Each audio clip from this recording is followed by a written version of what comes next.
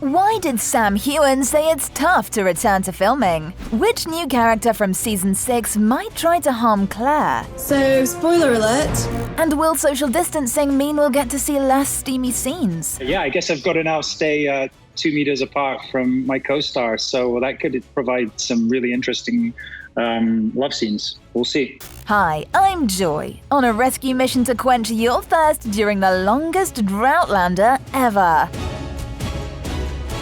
Is the cast ready to go back to work? While we're anxiously awaiting the new season, it's easy to forget that the cast is returning to filming after nearly a year. And while they certainly enjoy and love their jobs, it's still back to work for them. So let's hear the cast's thoughts on getting back to the grind. Sharing an update on the progress of Season 6, Sam joked about the update being that they've been updated and started shooting. However, he added that getting back to filming isn't without its challenges. It's kinda tough with the weather in Scotland right now, as it's winter, but we're just happy to be back working and everyone's safe. I'm excited to go back to work. So, weather aside, he's happy to be back, as could also be seen from his Twitter post. We're back! Feel very fortunate to be working right now. Now we just need to deal with the snow.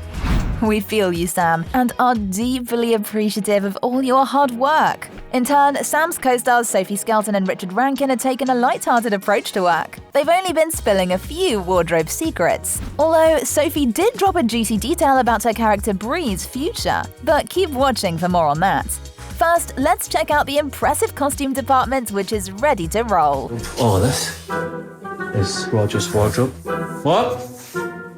It's not? Oh, Roger's wardrobe. Oh, I thought this was all mine this season. One of my all-time favourites is her riding coat, which will be reprieved this year, although I hear it may have been reassigned to my husband. I can't wait to get in this and start filming. Thank you for waiting.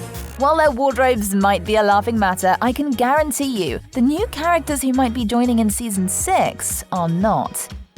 Scary plotlines and new characters. First things first, Sophie has hinted at what's in store for her character Bree. So, spoiler alert is that I actually can't give that many spoilers for Season 6, and I would love to as part of your Christmas holiday gift. But what I will say is that we're going to see a lot more this season of the modern Brianna in terms of her inventor cap will be on. And that's not all. There's a possibility that the next season might just see Brianna pregnant with her second child. It's been teased that parts of A Breath of Snow and Ashes as well as An Echo in the Bone might feature. If that is the case, then we would see an expectant Brianna a lot earlier than expected. To add to the suspense, fans of the novels know that Bree falls pregnant with their daughter Mandy, who requires heart surgery. So, since we definitely know Season 6 will play off during the fast-approaching Revolutionary War, it's possible that Brianna and Roger would be forced to try and go back to the 20th century. Again. That's to save Mandy, of course. But who knows what the showrunners have in store for us, right? Of course, you're probably curious to know how the show will portray Claire and her journey to healing after the horrendous event in Season 5. Well, Caitriona Balfe has been pretty tight-lipped and only willing to tease. It's going to be a really exciting season where things are coming to the ridge that will even challenge Claire Fraser's medical knowledge. Now that makes you wonder, could the showrunners shake things up by having Claire herself treat Roger and Bree's little girl, or boy? We'll have to wait and see, won't we? However, one thing we do know is that Jamie and Claire's relationship will feature heavily. Showrunner Matthew B. Roberts revealed that the pair will go through a revolution. I think what's going on in the world at the time, 1775, is really similar to what's going on with Jamie and Claire, he said. After Claire's attack, Jamie will want to protect his wife as well as the new settlers at Fraser's Ridge. All the changes will surely place pressure on the relationship, but I'm sure their love will conquer all. On the other hand, there are some theories about an epic fallout between Jamie and Claire. The bone of contention might just be that Claire knows how the revolution will unfold. Needless to say, she'll probably advise Jamie on how to deal with the upcoming war. Knowing how stubborn the flame-haired king of men can be, will he follow her advice though? What do you think? Let us know in the comments. Before we get to the question of the intimate scenes and how they're being filmed during COVID times, we've talked about possible family additions, and now there's 2 character additions to consider as well. Both are based on the novels, and Sam has confirmed it.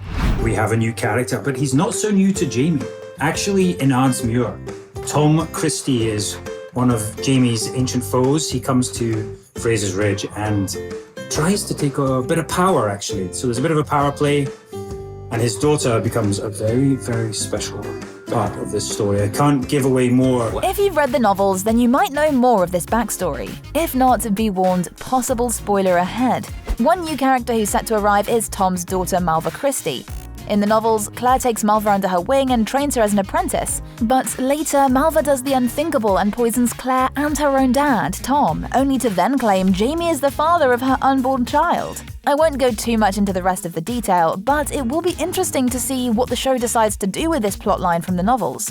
Want to hear another shocking plotline possibility? Although I hope it's not true, some fans are hinting that the new season could include elements from Novel 7, An Echo in the Bone. This is because Season 5 merged events from the 5th and 6th books, so Season 6 might just do the same. In any case, in Novel 7, the death of Jamie is reported in a tiny clipping from the Wilmington Gazette, dated 1776. For a change, let's hope Jamie's time-traveling family is wrong about the future. Just before we address the question of what will happen to the steamy scenes. Are the intimate scenes in danger of extinction? Late last year, executive producer Muriel Davis opened up about why the show didn't have the luxury of beginning to film yet, because it's quite obviously the least COVID-friendly show ever. Roberts added, "We have a lot of intimate scenes. That's where we live and breathe. I don't know how to write COVID-friendly scenes, certainly not an Outlander scene. We had to figure out, how do we keep Outlander, Outlander?"